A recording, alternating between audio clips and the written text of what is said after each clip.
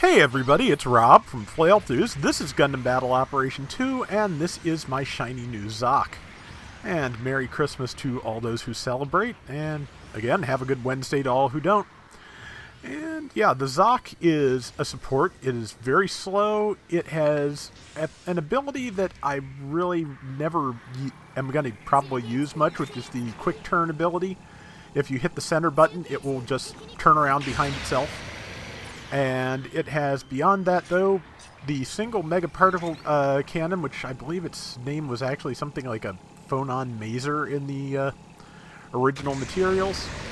But either way, it is a sustained damage beam, which I think it's the only one of its kind at present, unless the Hyzak Customs rifle does that as well, which kind of doubt.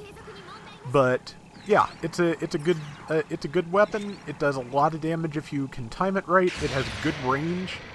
So do the standard beam guns, because as you can see, I just hit somebody for 4,500 way across the map. So yeah, you can just camp out in one good spot frequently and take shots at things. And there I am, not taking my own advice and aiming towards the Rick Diaz's feet. I should have aimed higher up, because not only would I have done more damage to it, I also would have probably hit the thing behind it. But okay, in case I didn't mention, before, the Rick Diaz just got an upgrade in the latest update.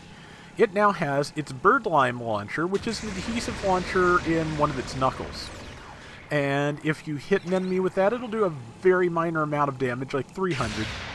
And it will also, and there's an airstrike coming, so I am moving. And it will also reduce their speed for a short time. So it's as if the Rick Diaz wasn't good enough, it now has an interesting little sub-weapon. You're not going to get a lot of use out of it. I haven't yet, but it's not going to be totally useless. I have a feeling it'd be a good thing to follow up with once you knock somebody down. But yeah, there's a good 4,500 damage to a GPO2, which of course has type advantage on me.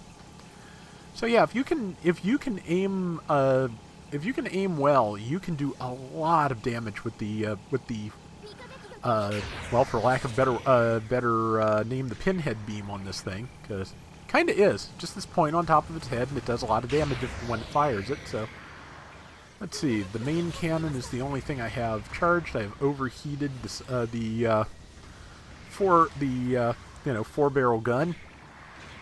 And I've tried the reverse control once or twice, and here's the thing about it. And I'm noticing here, when I scope in, I actually, lower my view a little bit, so I would probably be hitting the building if I did that scoped in. Which is a shame. But the thing about the reverse ability, having tried it once or twice, okay, decent damage, is it, and I really shouldn't be moving forward, I'm not sure, oh yeah, that person was nearly dead, that's why I'm trying to move in, foolishly. But, and it looks like I got him. Yep. Got stunned. It can get stunned. It has the same stun protection as the Zamel and the GOG, but it can. And, let's see, got an assist, did not get the kill, was hoping to keep that Rick Diaz in place. It did not work. But, got a nice downswing kill there. That was its melee. And okay, so the thing about the reverse skill is there's a little bit of a pause when it goes to do it. I really wanted something about as quick as a rapid turn in space can be, because that little pause, I think, makes it functionally useless for the kind of ability it's wanting to, that they wanted it to have, because yeah, that little pause does leave you kind of vulnerable for a second, and that's no good. So it's not a skill I intend to be using very much. So could be worse, but certainly on the strength of it, just on the strength of its combat capabilities, it is certainly worth using, even without the nifty little gimmick they gave it. But I'm sure one day there will be some, I'll find some practical use for that, but it's kind of like the Gym Nightseeker's ability. It's neat in theory, in practice, not really very useful. And just waiting for some beams to throw. Just waiting for somebody to, stand still or even hopefully get stunned in a really good position before I let this go. There's Rick Diaz, and there, somebody got in the beam and stayed in the beam for 4,100 damage. Not bad. And moving forward, that Gerber Tetra is bad news. It does have type advantage. It managed to override my melee. It probably has higher priority. I've been told that when you're doing melee, there will be some kind of little indicator to show when you're fighting something with higher priority. But I have not noticed it yet. So keep an eye out for that. If you see some strange icon, that's what it is. And here I am getting airstruck to death. I mean, it's one of the things that can actually stun the Zock for one, and for another, it is big enough and slow enough that if you get caught in it, you just have to ride it out. There's not a lot you can do. Especially maybe if you were towards the outside edge and only got hit once, you might be able to pull back. Otherwise, yeah, you're going to die. But we're only down about 700 points with 2 minutes remaining. This is winnable, especially since we're now up 100 points. And we will see. Pretty sure it was either a fairly close win or an entertaining loss. I forget which it actually was, but we'll find out. I think it was a close win.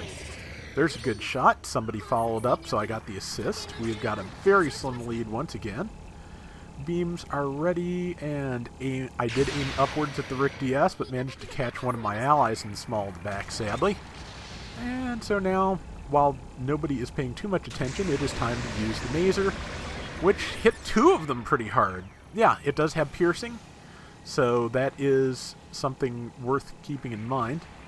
Yep, saw a new airstrike coming in, decided it was time to just scoot back a second, which also gave me time to charge the quad cannons, so that's something. Dead-on shot there, 4,500. It's one of those beam weapons that gains a lot of power in the charge. The quad cannons are. Because some only get about 10-15%, but I'm pretty sure the quad cannon gets, like, probably triples the damage. Yeah, there's different, styles of charge, and somebody just managed to zip right in front of my shot, what would have been my kill shot again. But I'm going to go after that Rick DS right now, and 6,100 this time. I'll put it this way about the Zock, if you get one and you're playing a day that has the get the top score requirement, play the Zock, because it's worth it. And didn't quite get that kill. Both my weapons are overheated, and I only had 200 hit points, so that's pretty much when I'm going to die. Got 2 assists, though, so not bad. And nothing to be sorry about. I did it to myself. I should have been pulling back well before that, but just wanted to try and get my licks in. We are winning by less than 100 points with 15 seconds or so in the match. I'm going to have about 10 seconds to do something once I spawn in. And the question is where. I saw this person, they were isolated, I was hoping I could pull this off. As it is, well, we got another kill, and our allies are holding their health, so that's it, we won. Not bad at all. Yeah, so the Zock is pretty nice, and at first I thought I had cost us the thing, but, I did not, we won, we made it, and I got top damage, so it's not bad for something I'd only played 2 or 3 times, and is I'm going to say it's very specialized, because it is a tough one to use. But back up to A-flat ranking on that account, so yes, I took this monster into a ranked match with a rated match with almost, no training. So that is going to do it for today's Gundam Battle Operation 2. We will be back soon with more, so until next time, everybody take care and have fun. Later! And if you are watching this on the day it is posted, which again should be Christmas, I believe, the actual ranked matches, not the rated matches I keep calling ranked matches, should start tomorrow. The prize for participating in which is the Gym 2. So, good luck to everyone getting that, because it would be nice to have.